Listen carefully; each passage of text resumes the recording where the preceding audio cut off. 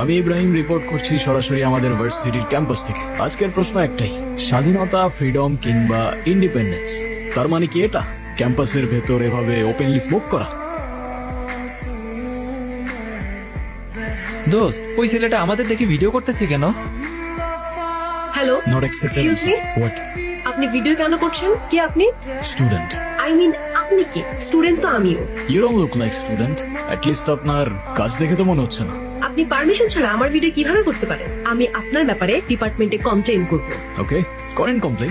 আমি ইব্রাহিম, আর এই ভিডিওটা যাবে ডিরেক্ট সোনিয়া ম্যামের কাছে। এই ওয়েট, সরি দাঁড়ান। হোয়াট? করবো না কমপ্লেইন, সরি। আর আমি তো স্মোক করি না, সে তো ওরা ডিহার দিছিল সেই জন্য। আপনি ভিডিওটা ডিলিট করে দেন না প্লিজ। বললাম তো ভিডিওটা যাবে ডিরেক্ট সোনিয়া ম্যামের কাছে। আপনি এমন কেন করতেছেন? সরি বললাম তো। সে তো আপনার ক্যাম্পাসে স্মোক করার আগে ভাবা উচিত ছিল, রাইট? ভিডিওটা ডিলিট করে দেন না প্লিজ। ওকে ফাইন, করে দেবো, একটা শর্তে। কি শর্ট বলেন? তোমার মায়ের নাম্বার দাও, তাকে ভিডিওটা দেখাই, তারপর ডিলিট করে দেবো। এইটা করেন না প্লিজ, আমার মাঝে আমি একদম শেষ। তাহলে যতক্ষণ তোমার মায়ের নাম্বার না দিচ্ছ ততক্ষণ ভিডিওটা আমার কাছেই থাকুক। ডিলিট হলে তোমার মাকে দেখানোর পরে হবে। চললাম বস।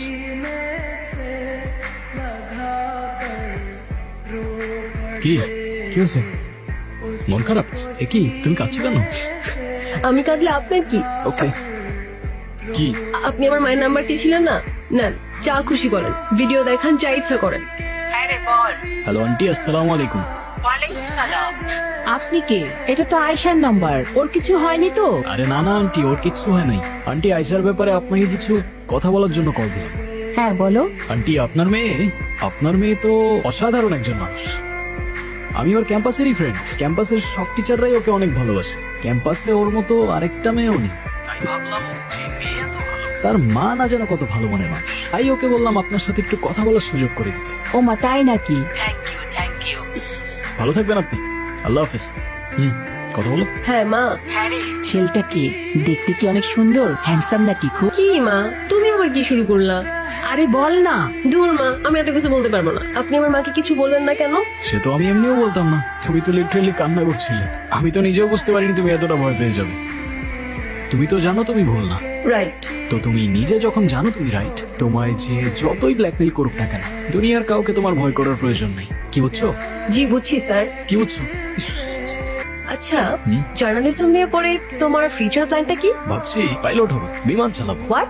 জার্নালিজম নিয়ে পড়ে জার্নালিস্টই তো হবো না। ফিউচার প্ল্যানের আর কি আছে? তা ঠিক আছে, কিন্তু কোন সেক্টর? লাইফস্টাইল, পলিটিক্স নাকি স্পোর্টস? ওসব বলি। আমি তো কাজ করব ক্রাইম নিয়ে। যাদের কণ্ঠ ক্ষমতার জোরে আটকে রাখা হয় তাদের ভয়েস হবো আমি।